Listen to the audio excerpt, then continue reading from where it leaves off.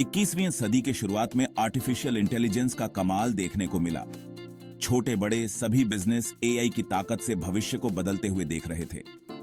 Automation से काम करने में बहुत तेजी आने की उम्मीद थी। ऐसा लग रहा था जैसे संभावनाएं अनंत हैं। एक तरह का टेक्नोलॉजिकल स्वर्णिम युग आ गया है। जिन लोगों ने जल्दी एआई को अपनाया उन्हें फायदा भी हुआ। एआई नए जमाने का मतलब बन गया। यह उन कंपनियों के लिए गर्व की बात थी जो भविष्य को अपनाने के लिए तैयार थीं। लेकिन इस तकनीकी उत्साह के नीचे एक बेचैनी की लहर भी उठने लगी। जल्द ही एआई की कमजोरियां भी सामने आने लगीं। शुरुआती सफलताओं के बाद कुछ बड़ी नाकामयाबी भी देखने को मिली। एआई सिस्टम जिन्हें पक्षपाती डेटा से सिखाया गया था, उनमें भी भेदभाव देखने को मिला।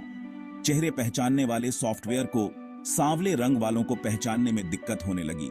नौकरी के लिए एल्गोरिदम जिन्हें इंसानी भेदभाव को खत्म करने के लिए बनाया गया था, वो तो पहले से मौजूद पक्षपात को और बढ़ावा देने लगे।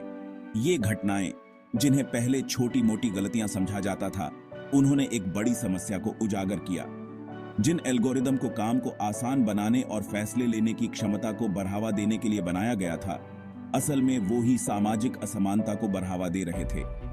एक ऐसे भविष्य का सपना जहां सब कुछ डेटा के हिसाब से और निष्पक्ष हो, वो धीरे धीरे टूटने लगा और उसकी जगह एक ऐसी सच्चाई ने ले ली जहां एआई की निष्पक्षता पर ही सवाल उठने लगे। कार्यक्षमता की चाहत, जो एआई क्रांति की एक खास बात थी, उसकी कीमत इंसानों को चुकानी पड़ी। ऑटोमेशन, जिसे पहले रोजाना के बोरिंग कामों से निजात दिलाने वाला माना जाता था, उसने ही कई उद्योगों में लोगों की जगह लेना शुरू कर दिया। फैक्ट्री, जो कभी इंसानों की गतिविधियों से भरी रहती थी, अब सन्नाटा छाने लगा क्योंकि रोबोट ने असेंबली लाइन पर कब्जा कर लिया था। कस्टमर सर्विस प्रतिनिधियों ने अपनी भूमिका को ऑटोमेटेड चैटबॉट्स के कारण कम होते देखा। एआई संचालित कार्यबल की ओर इस बदलाव ने काम के भविष्य के बारे में गंभीर सवाल उठाए। क्या हम तकनीकी बेरोजगारी के एक नए युग के साक्षी थे, जहां मानव कौशल अपनी उपयोगिता खो रहे थे? या क्या हम एआई की क्षमता का उपयोग करने के तरीके खोज सकते हैं और यह सुनिश्चित कर सकते हैं कि इसके लाभ सभी को समान रूप से मिलें? चौथा भाग, डेटा पर निर्भरता। क्या यही एआई की कमजोरी है? एआई की ताकत का राज डेटा पर निर्भरता में छिपा है। एआई सिस्टम उतने ही अच्छे होते हैं जितना डेटा उन्हें सिखाया जाता है। इसने डेटा प्राइवेसी और सुरक्षा को लेकर चिंताएं बढ़ा दी हैं। एआई मॉडल को ट्रेन करने के लिए विशाल डेटा सेट में व्यक्तिगत जानकारी होती है। डेटा चोरी अब बढ़ती जा रही है, जिससे लाखों लोगों की पहचान का खतरा बेच गया है।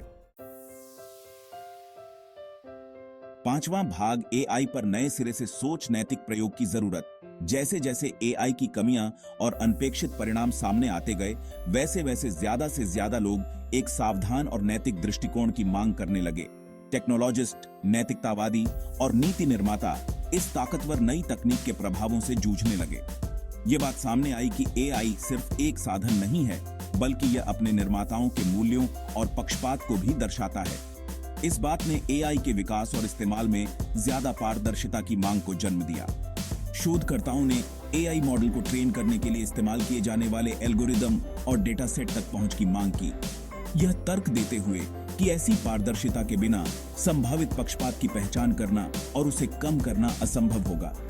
नीति निर्माताओं ने एआई के जिम्मेदारी भरे विकास और इस्तेमाल को सुनिश्चित करने के लिए नियमों का पता लगाना शुरू कर दिया। छठा भाग, संतुलन बनाना, एक जिम्मेदार एआई भविष्य की ओर। व्यावसायिक दुनिया में एआई का भविष्य अभी अनिश्चित है। इसके संभावित लाभ तो हैं ही, लेकिन इसके जोखिम भी हैं। नवाचार और जिम्मेदारी के बीच सही संतुलन बनाना बहुत जरूरी होगा। व्यवसायों को एआई को अपनी सभी समस्याओं के लिए रामबाण इलाज के रूप में नहीं, बल्कि एक शक्तिशाली उपकरण के रूप में स्वीकार करना चाहिए, जिसका इस्तेमाल सावधानी और दूरदर्शिता के साथ किया जाना चाहिए। आगे बढ़ने के लिए सोच में बदलाव की जरूरत है। हमें इस वाहवाही से आगे बढ़ना होगा और यह स्वीकार करना होगा कि एआई कोई निष्पक्ष ताकत नहीं है। यह मानव बुद्धि की उपज है, जो हमारे मूल्यों और पक्षपात से प्रभावित है। इस सच्चाई को स्वीकार करके हम एआई की ताकत का इस्तेमाल ऐसे तरीके से कर सकते हैं जो पूरी मानवता के लिए फायदेमंद हो। सवाल यह नहीं है कि एआई हमारी दुनिया को बदल देगा, बल्कि यह है कि हम इस परिवर्तन को कैसे ढालेंगे।